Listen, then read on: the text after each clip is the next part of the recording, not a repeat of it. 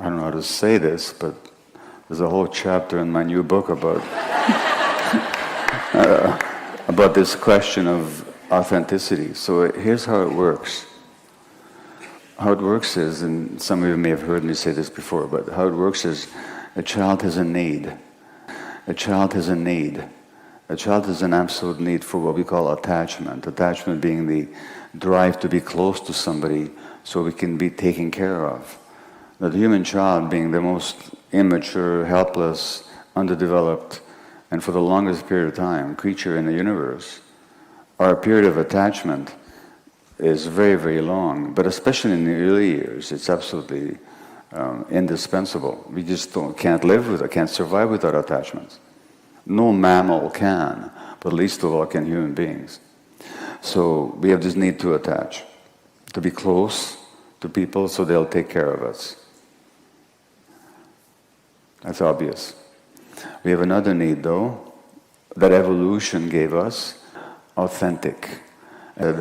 Authentic. And authentic is not some fancy new age spiritual state. It's actually feeling your gut feelings.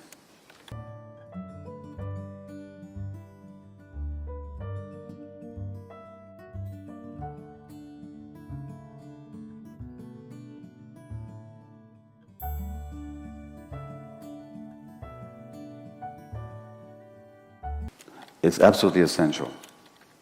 Let's demonstrate it. Let me ask you all a question. I'll get a show of hands.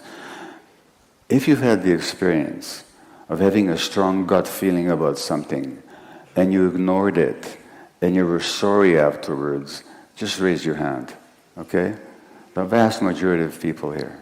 Why is that? Because gut feelings were given us by nature to sense danger or safety. That's what they're given to us for. We evolved in the wild, we evolved out there in nature, we evolved out there for millions of years, and even our own species, until, if our own species has existed for an hour, then until 6 minutes ago, we lived out there in nature. Now, how long does any animal living in nature survive without their gut feelings? So it's essential. But what happens is, as a 2-year-old, you're angry about something. You're angry because you didn't get a cookie before dinner. You know, if your mom or dad are doing their job, they're not going to give you a cookie before dinner. So you're going to get angry. Well, that's all right. But what happens if your mom and dad read many, many psychology books, Jordan Peterson, for example, who says that an angry child should be made to sit by themselves until they come back to normal.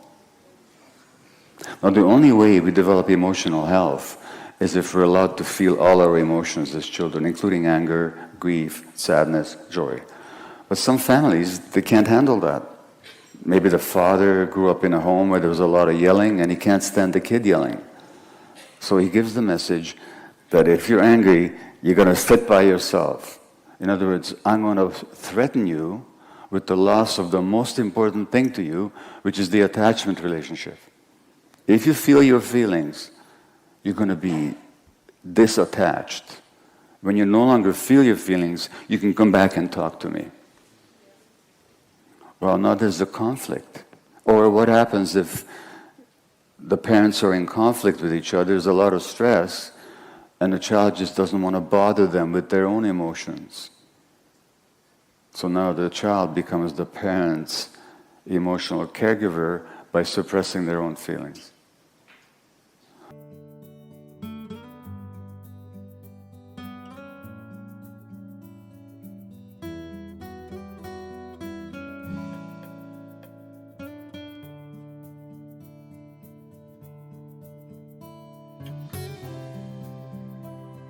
So there's this conflict between attachment and authenticity.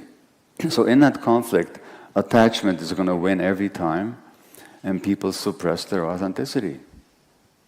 And specifically, if they weren't loved for who they are, they're going to work very hard to be liked. And if you want to be liked, just please everybody. Never say no, take everything on. Be responsible for other people feel. Never disappoint anybody. They're all going to like you. But nobody's going to love you because they don't know you. So it's real work in this. And not only that, then there's all the social expectations that you should fit in and think like everybody else thinks, or dress like they all dress, or behave like they all behave. You know, so there's all these pressures not to be yourself. And then what happens is you get sick, you get depressed, you get anxious, you get cancer, you get autoimmune disease, you get addicted because the pain of not being yourself is too much.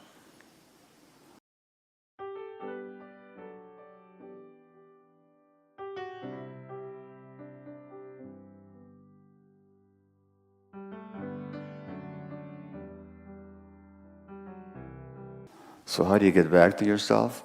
Well, the good news is that the self that you abandoned all those years ago, not deliberately, not consciously, and it was never your fault, but what happens is that that self that you disconnected from, which is the essence of trauma, is the disconnection from yourself, that never went away. It's still there, and it's talking to you, and it's talking to you through your body, and it's talking to you through your emotions. So it's a matter of learning how to pay attention. And at some point, you have a decision to make. As a child, I had no choice. When there was a conflict between attachment here, authenticity over here, I had to choose. I didn't even choose because it's not conscious. I had to go with the attachment.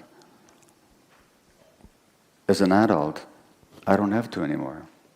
And yes, if I'm authentic, I may lose some of my attachments. Some people who really liked me before will not like me. So you lose the attachment. And you have a decision to make. What would you rather have? Who would you rather have in your life? Them or yourself? That's the decision you're going to have to make sometime. That's just how it is.